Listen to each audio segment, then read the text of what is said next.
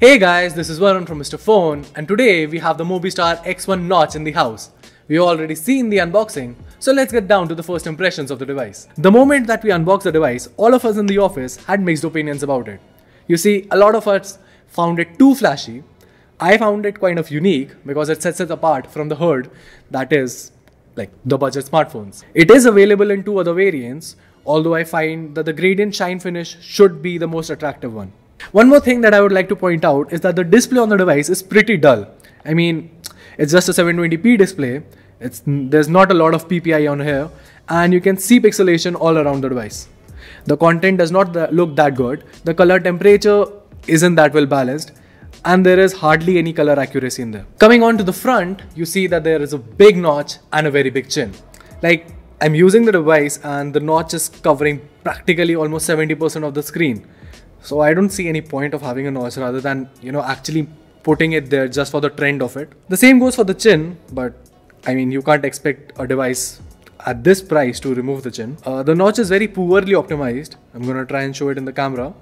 So as you can see that the notch hasn't been optimized at all. The status bar icons are hidden a lot. The Mobiistar X1 notch comes with Android 8.1 Oreo out of the box, along with a custom launcher and some Mobiistar apps that are not uninstallable. Under the hood, you get a MediaTek Helio A22 processor.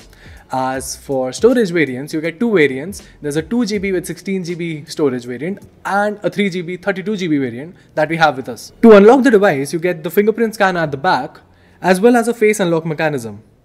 The face unlock on this device is like pretty standard, and while I haven't pushed it to the limits, I'm not sure if it will hold up to the most authentic security measures. Mobiistar has also provided a new feature called the Dura Speed. Now, what Dura Speed is, it's actually like a gaming mode, like the OnePlus.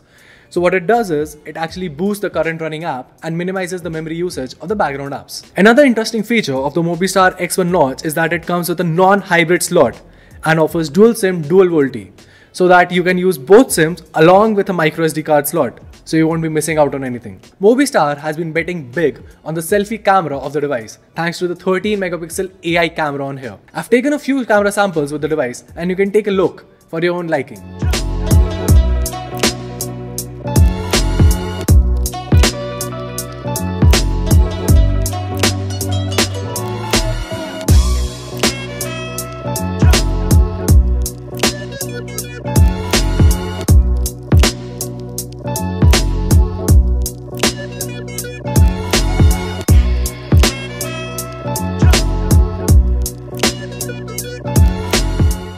As for the camera UI in itself, it's pretty standard and easy to use. There's also an HDR mode and a Pro mode, which is quite a rare occurrence for a device at this price. Considering that the device offers a glass gradient finish, a 13 megapixel AI selfie camera, and a non-hybrid dual SIM card slot, just under ₹10,000. I mean, that's just great. It does not offer a lot of specs, but those features are bound to make it an interesting deal. Well, that was my first impressions of the Mobiistar X1 notch. Kind of an innovative name, but whatever.